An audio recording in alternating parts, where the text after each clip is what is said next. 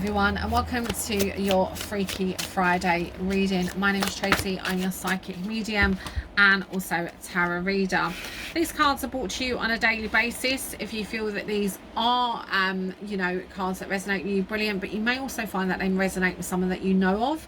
And also as well, these cards are done across the board, so if you are interested more in a one-to-one reading, please DM message me. I have been doing card readings since 2016, and also as well I have been practicing spiritual work since I was a child, so I've always been intrigued about the tarot in regards to spiritual elements, spirits, different elements, angels, etc. So as I say, I am well experienced in readings.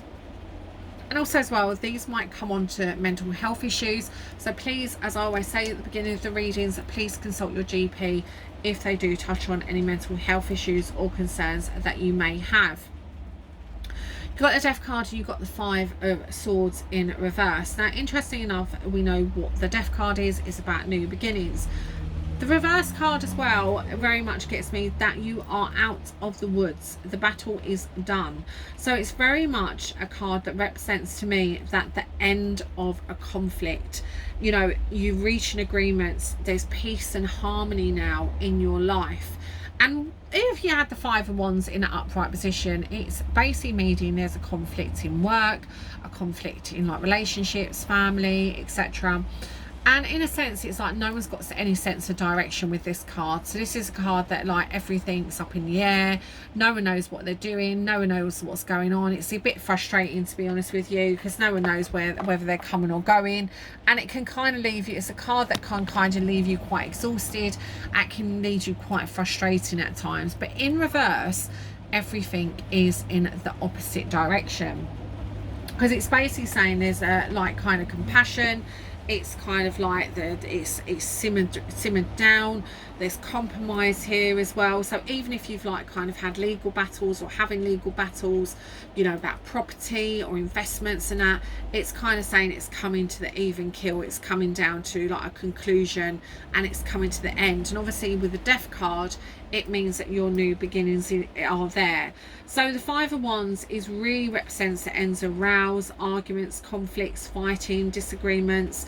It really does say that there's an end of struggle. So even if you've kind of been struggling financially with the living crisis, you've been struggling sort of just to make ends meet, it's been feast or famine, this is very much saying that that's all coming to an end. And also as well about people's attitudes towards you. Maybe you've had a bit of resentment lately.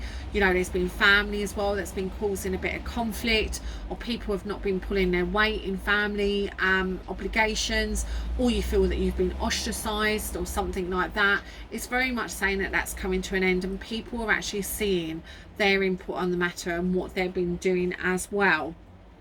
And it's about cooperation, so it's about effective communication, the Five of Wands in reverse. So it's not a time to go silent. It's not a time to sort of say, I'm not going to bother to make this communication. I'm not going to bother to make the effort.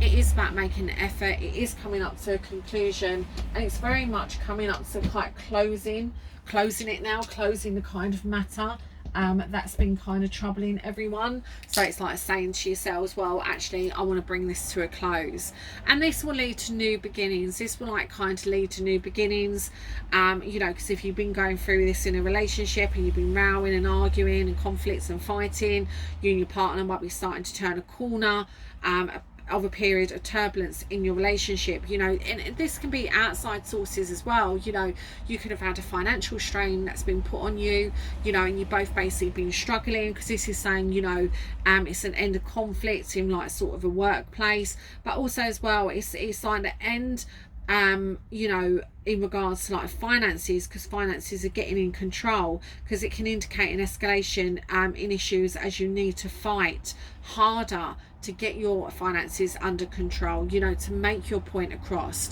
You may have kind of been challenged by debt collectors or debitors, and they might be hounding you for things, and you might turn around and be going, well, no, actually I'm not going to actually have this. I'm not going to tolerate this, because I've got evidence to prove that it wasn't my fault. So that's very much another element.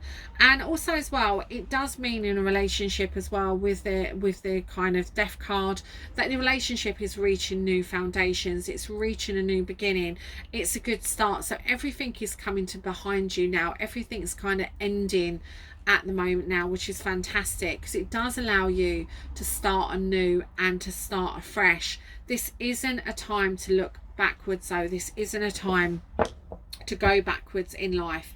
It's very much a time to embrace the new, embrace that you're putting things behind you.